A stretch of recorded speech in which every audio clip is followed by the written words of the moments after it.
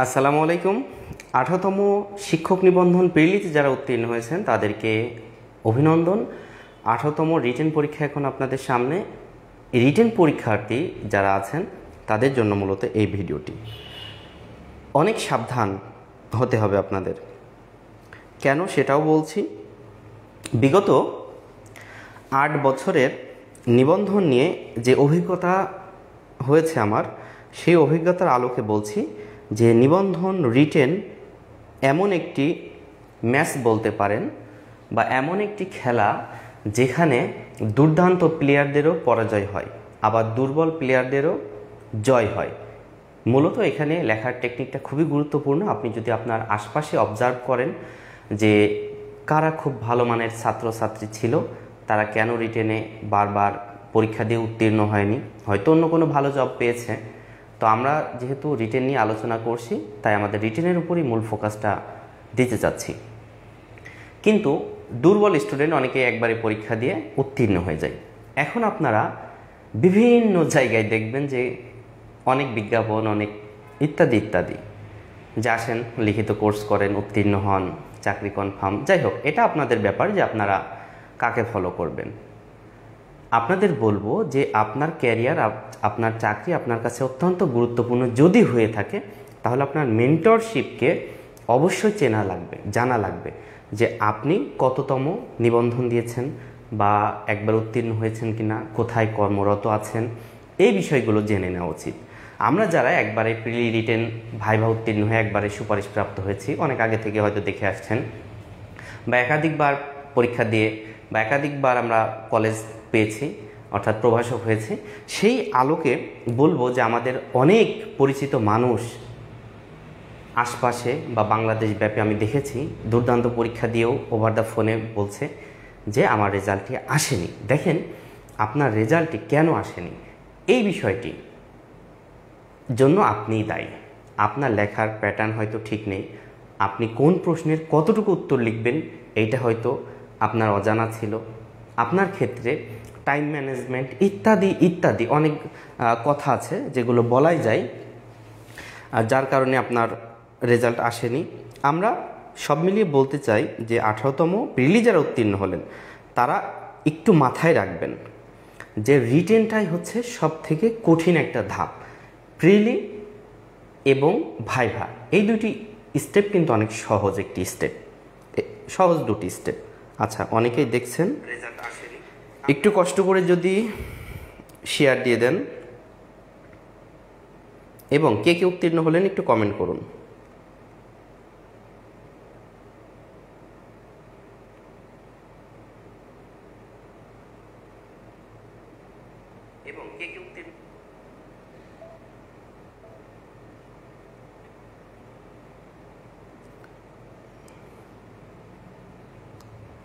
Already অনেকে যুক্ত হয়ে গেছেন ইতিমধ্যে।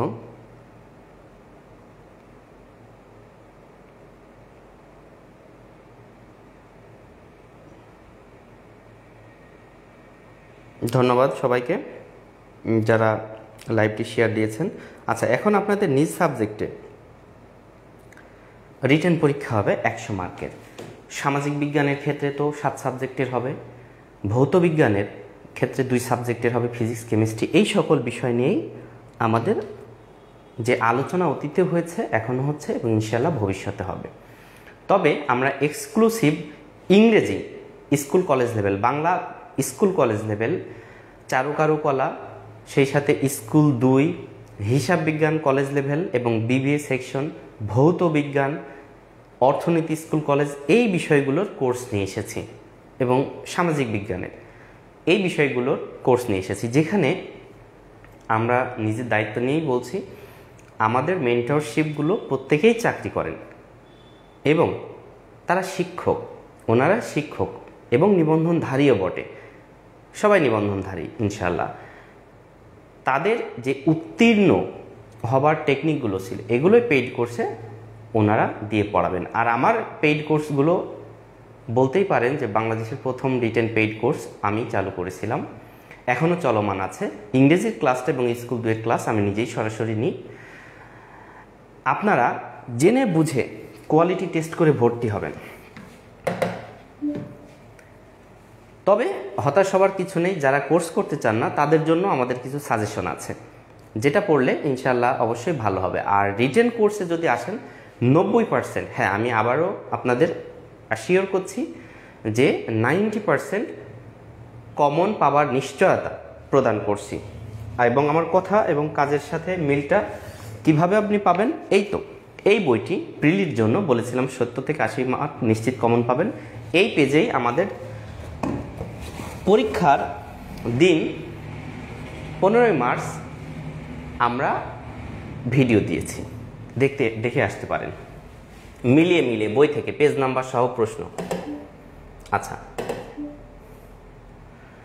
BBA college level, school level, যেহেতু 4 সাবজেক্টের সমন্বয় হয়, আইসিটি স্কুল 2 পর্যায়, অর্থনীতি কলেজ, ইংরেজি কলেজ পর্যায়, ইংরেজি স্কুল পর্যায়, ইসলামের ইতিহাস ও সংস্কৃতি college level, computer college suggestion বা আইসিটি, তারপরে কৃষি শিক্ষা সাজেশন উত্তর, কৃষি শিক্ষা সাজেশন স্কুল পর্যায়, ওইটা ছিল কলেজ পর্যায়ে, দর্শন সাজেশন, বাংলা শিক্ষক নিবন্ধন, প্রভাষক বাংলা সাজেশন স্কুল পর্যায়ে, ভূগোল কলেজ পর্যায়ে, ভৌত বিজ্ঞান ফিজিক্স কেমিস্ট্রি সম্মিলিত, মনোবিজ্ঞান কলেজ লেভেল, রাষ্ট্রবিজ্ঞান কলেজ লেভেল, শারীরিক শিক্ষা বা বিপিএড কলেজ লেভেল, সমাজবিজ্ঞানের ভোকেশনাল লেভেল, আপনাদের সোশ্যাল সায়েন্সের যারা আছেন সোশিওলজিতে স্কুল লেভেলে ভোকেশনালে তাদের কিন্তু এক সাবজেক্টিভ পরীক্ষা হবে। আবার এদিকে যারা জেনারেল আবেদন করেছেন তাদের পরীক্ষা হবে কিন্তু 7 সাবজেক্টে।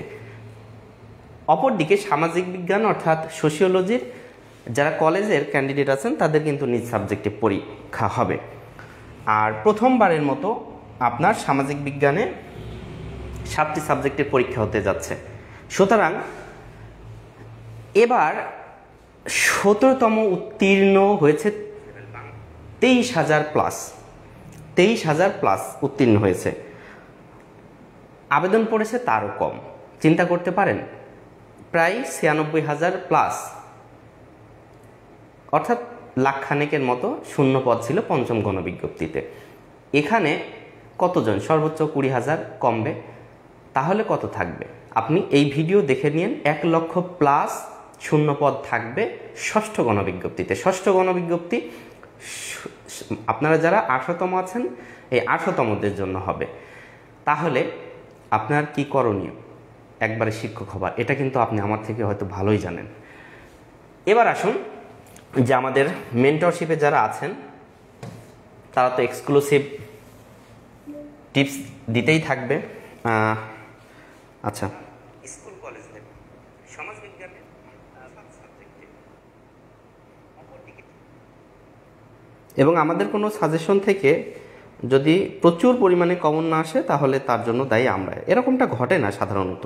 আপনি দেখবেন যে আমরা অন্যান্য চাকরি নিয়ে কখনোই সেইভাবে আলোকপাত করি না, নিবন্ধন নিয়ে সর্বোচ্চ ফোকাস দিই, কারণ এই লাইনে আমরা আছি। আপনি প্রিলি রিটেন ভাইবা যখন দিবেন তখন অবশ্যই আপনার জাতীয় মেধা তালিকা বুঝতে হবে, কারণ প্রিলির নাম্বার যদিও যুক্ত হবে না, আপনি এখানে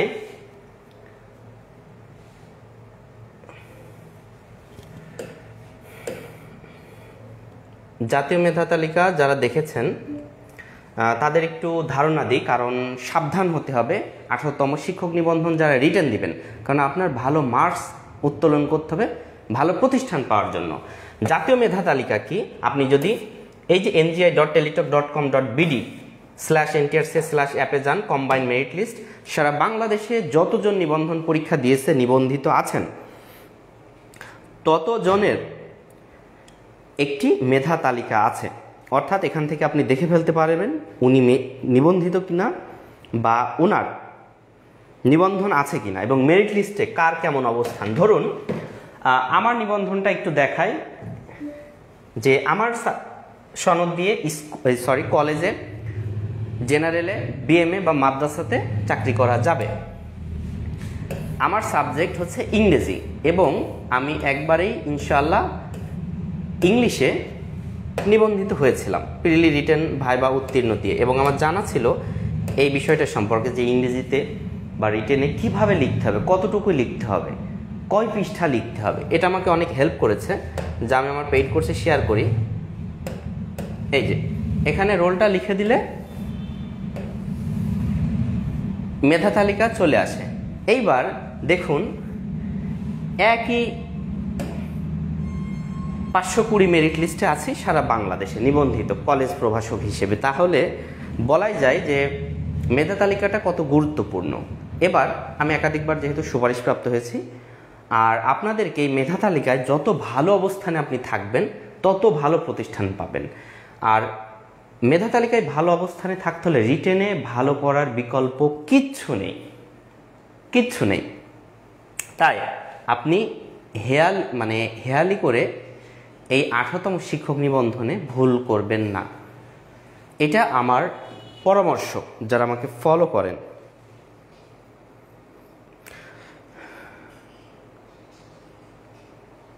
আর এই পেজে তো নিয়মিত আলোচনা চলবে।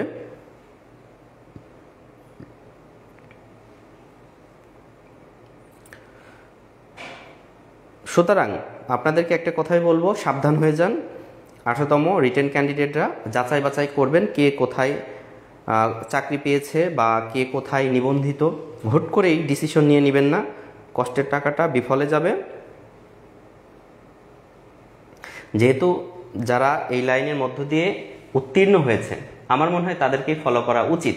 যেমন আমরা একটি বই তৈরি করেছি চারুকারুকলার, তো এই চারুকারুকলার আক্তারুজ্জামান স্যার একজন নিবন্ধিত টিচার, পেইড কোর্সে আছে চারুকারুকলার, সেই সাথে ওনার বইটাও অনেকেই কালেক্ট করে। তো এখন ব্যাপার হচ্ছে নিবন্ধিত না হলে আপনি কেন যাবেন বা কেন তার কাছে ভর্তি হবেন? আপনি যদি ভর্তি হন আপনি ক্ষতিগ্রস্ত হইতে পারেন, এটাই আমি আপনাকে পার্সোনালি সাজেস্ট করব। আবেগে গা ভাসাবেন না। এখানে জাফর হাওলাদার লিখছে চারুকলা সম্পর্কে কিছু বলেন। চারুকলায় তো শূন্য পদের অভাব নেই, অভাব শুধু কিসের? ক্যান্ডিডেটের অভাব। তো ক্যান্ডিডেটের যেহেতু অভাব আপনাকে ভালো করে একটু পড়তে হবে। আমি আমার মেধা তালিকাটা কেন দেখাচ্ছি বা কেন দেখালাম, সবাই একটু লাইভটি শেয়ার করে দিন। এ কারণেই দিলাম, আপনি প্রিলিতে যাই করেন না কেন পাশ করেছেন, ওয়েলকাম। রিটেনে ভালো লিখতে হবে, এর জন্য আপনাকে আপনার সুযোগ সুবিধা দেওয়া হবে। জাতীয় মেধা তালিকায় আপনি দেখাতে পারবেন যে আমি একটা ভালো পজিশনে আছি, 520 মেরিট লিস্ট আমার। এটা আমি অনেক ব্যাচ আসছে, ওই ব্যাচের পরে এই রোল আমি একটু পিছিয়ে গেছি। এখন ব্যাপার হচ্ছে যে এই মেরিট দিয়ে যদি এখনও আবেদন হয় তাহলে চাকরি একটা হবে। কেমন? ইংরেজি প্রভাষক 633টা সিট আছে, 200+ নিবন্ধনধারী আছে। তার মানে চিন্তা করেন ইংরেজি প্রভাষকের কত পদ খালি থাকবে।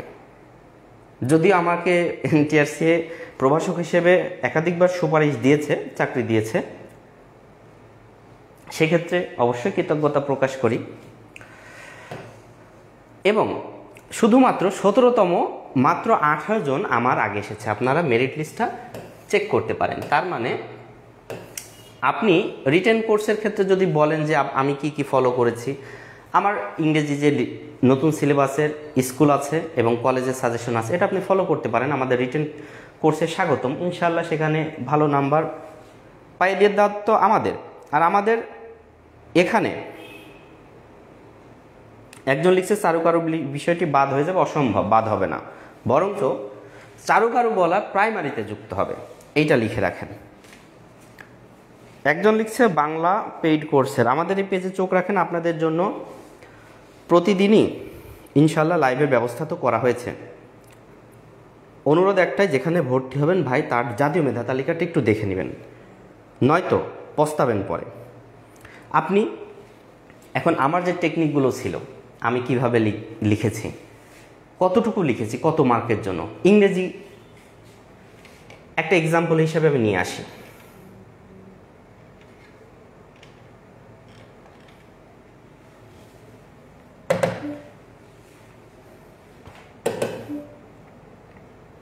আচ্ছা, ইংরেজি কলেজ পর্যায়ের আমার একটি সাজেশন নিজেরই লেখা, যেহেতু আমার সব থেকে ভালো লাগে লেখালেখি করতে, এইটা আমার কাছে খুবই ভালো লাগে। ইংরেজির একটি সিলেবাস আছে, সবাই জানেন আপনার নিজ সাবজেক্টে 300 মার্কের পরীক্ষা হবে। এটা ইংরেজি প্রভাষক এবং নন টেক।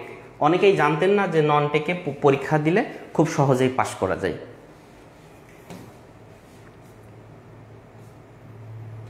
এইবার এখানে প্রথম পার্টে 40 মার্কস থাকে। এই 40 মার্কের মধ্যে এখানে 4টা প্রশ্ন, এখানে 4টা প্রশ্ন লিখতে হবে। 1 নম্বরে 2টি প্রশ্ন, এই 2টি প্রশ্ন 10-10 করে নাম্বার ক্যারি করে। 10 নম্বরের জন্য কতটুকু লিখতে হবে? যেহেতু আমি লিখেছি, আমি জানি আমি উত্তীর্ণ হয়েছি, বারবার এভাবে আমি বলাটা কেমন যেন হয়ে যায়, আপনারা ক্ষমা করবেন, উপায় নেই।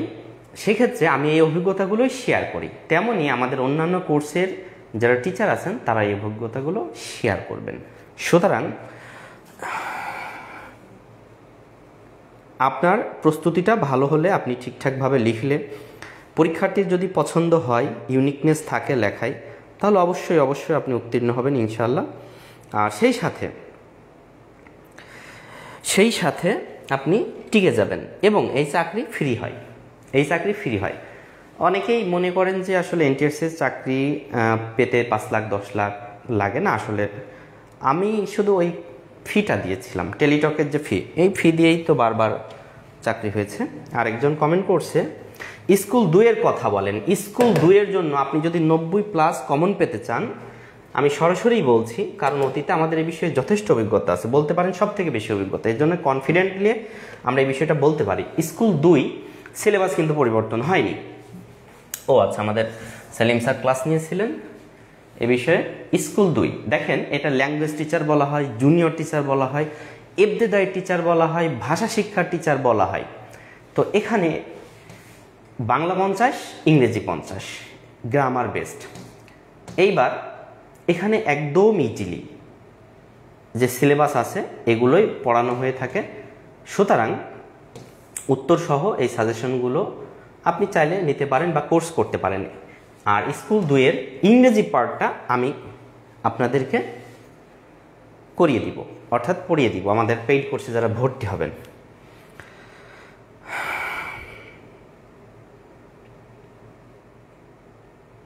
আমাদের নাম্বার দেওয়া আছে, ওই নাম্বারে আপনি হোয়াটসঅ্যাপে মেসেজ দিবেন। হোয়াটসঅ্যাপে মেসেজ দিলে আপনি ভর্তি হতে পারবেন। এবং অবশ্যই আমাদের প্রিলিতে কীরকম সফল হয়েছে আপনাদের একটু দেখাই। আমাদের এত কথার বাইরে এই যে পেইড কোর্স,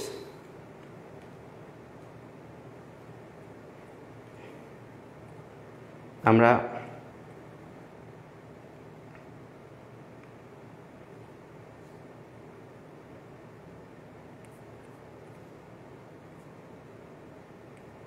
দুঃখিত, এটা লেফট হয়ে গেছে, তবে আমরা অবশ্যই একটু দেখাতে চাই আপনাদের। অন্য একটি সময় দেখাবো যে আমাদের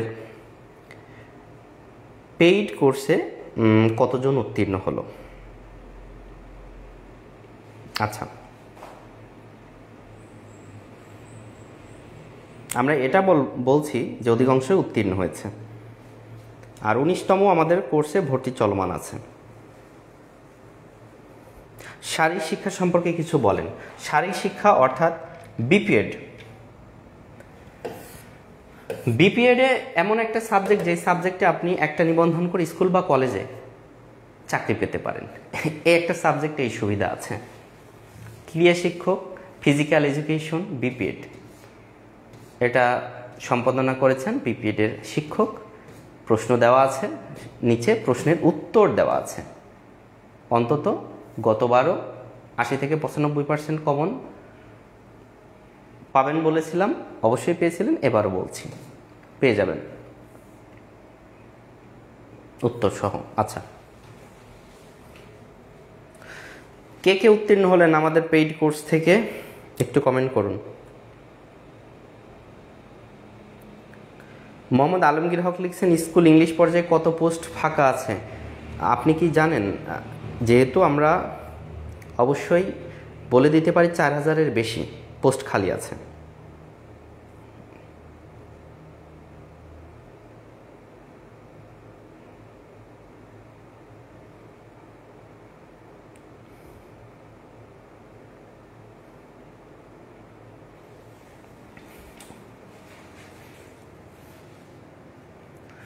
ধন্যবাদ সবাইকে। জেনে বুঝে ভর্তি হবেন আশা করি। যাবার আগে বলে দিতে চাই, আমাদের চারুকারুকলা, ইংরেজি, বাংলা স্কুল 2, সোশ্যাল সায়েন্সের 7টি সাবজেক্ট, তারপরে ভৌত বিজ্ঞান, এগুলোর ভর্তি চলমান আছে। নাম্বার দেওয়া আছে, এই নাম্বারে আপনি কল দিয়ে বা হোয়াটসঅ্যাপে SMS করে ভর্তি হতে পারেন। আপনাদের 18তম যাত্রা শুভ হোক। আপনাদের অবশ্যই মঙ্গল কামনা করি, আমার জন্য দোয়া করবেন, আমি আপনাদের জন্য দোয়া করি। আর আমার যে ক্ষুদ্র অভিজ্ঞতা, অল্প অভিজ্ঞতা, এগুলো আমি আপনাদের সাথে শেয়ার করতে বারবার ইনশাআল্লাহ আসবো। এজন্য আমাদের ইউটিউব চ্যানেল সাদিক স্যার এবং Facebook page Sadiq sir subscribe করে রাখুন। কারণ খুব দ্রুত রিটেন পরীক্ষা হয়ে যাবে, সাবধান হয়ে যান সবাই। আর আপনার গণবিজ্ঞপ্তিও দ্রুত হয়ে যাবে, অর্থাৎ রিটেন, ভাইভা, তারপর জাতীয় মেধা তালিকার পর গণবিজ্ঞপ্তি। আর আমাদের কোর্সের পুরো ক্লাস শেষ করে দেওয়ার দায়িত্ব ইনশাল্লাহ আমাদের। Best of luck. আল্লাহ হাফেজ।